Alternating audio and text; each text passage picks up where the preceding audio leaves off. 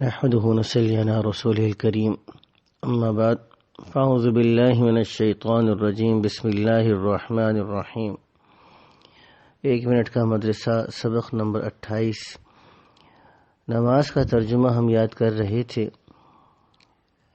اہدنا الصراط المستقیم، اہدنا، آپ ہم کو دکھلائیں، آپ ہم کو ہدایت دیں، آپ ہم کو چلائیں، الصراط المستقیم، الصراط راستے پر، المستقیم جو کہ بالکل سیدھا ہو، صراط الذین راستہ ان لوگوں کا۔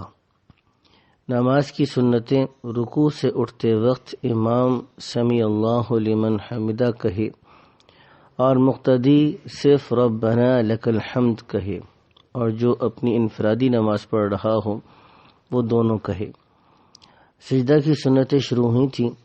سب سے پہلی سنت یہ ہے کہ سجدہ میں جاتے ہوئے تکبیر کہنا، اللہ اکبر کہہ کر سجدے میں جانا۔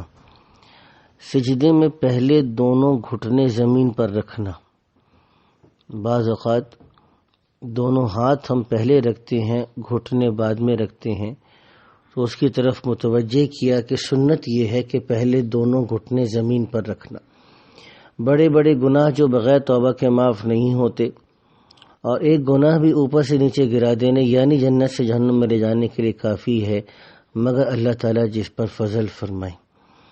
کافروں اور فاسقوں کا لباس پہننا، یعنی جان بوجھ کر کسی کافر کی معاشرت، اس کے لباس، اس کے طرز زندگی کو پسند کر کے اس کے جیسا بننے کی کوشش کرنا، اور فاسق جیسا لباس پہننے کی کوشش کرنا۔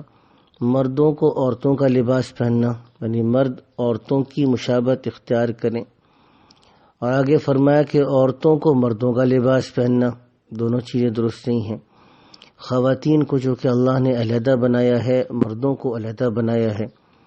ظاہری شکل و صورت میں بھی اللہ نے فرق رکھا ہے، اس لیے اللہ تعالیٰ چاہتے ہیں کہ دونوں کی معاشرت میں بھی فرق ہو، مرد کے حلیے میں اور عورتوں کے حلیے میں، دونوں میں فرق ہونا چاہیے۔ گناہ کے نقصانات جو دنیا میں پیش آتے ہیں، گناہ کرتے کرتے وہی گناہ دل میں بس جاتا ہے، یہاں تک کہ مرتے وقت کلمہ تک منہ سے نہیں نکلتا، بلکہ زندگی میں جو افعال کرتا تھا وہی سرزد ہوتے ہیں۔ اللہ کی رحمت سے نا امیدی ہو جاتی ہے، اس وجہ سے توبہ بھی نہیں کرتا، اور بغیر توبہ کے ہی دنیا سے رخصت ہوتا ہے۔ کسی شخص کو کلمے کی تلقین کی گئی تو کہنے لگا کلمے سے کیا ہوگا، میں نے تو کبھی نماز ہی نہیں پڑھی، اور مر گیا۔ اللہ تعالی حفاظت فرمائے۔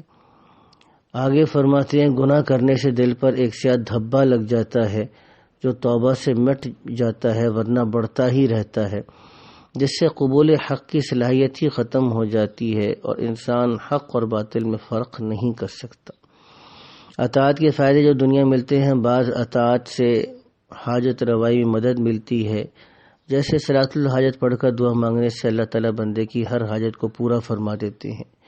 ایمان اور اعمال صالح کی برکت سے اللہ تعالیٰ ایسے لوگوں کا حامی اور مددگار ہوتا ہے جو لوگ ایمان لائے اور نیک اعمال کرتے رہے۔ فرشتوں کو حکم ہوتا ہے کہ ان کے دلوں کو قوی رکھو اور ان کو ثابت قدم رکھو، اس لیے ان کے دل کے اندر اطمینان رہتا ہے، اور اس وجہ سے ان کے دلوں کے اندر ثابت قدمی رہتی ہے، اور تردد اور اضطراب دلوں سے ختم ہوتا ہے۔ اللہ تعالیٰ اپنے فضل اور کرم سے ہم کو بھی دین کے برکات نصیب فرمائے۔ وآخر دعوانا ان الحمد للہ رب العالمین۔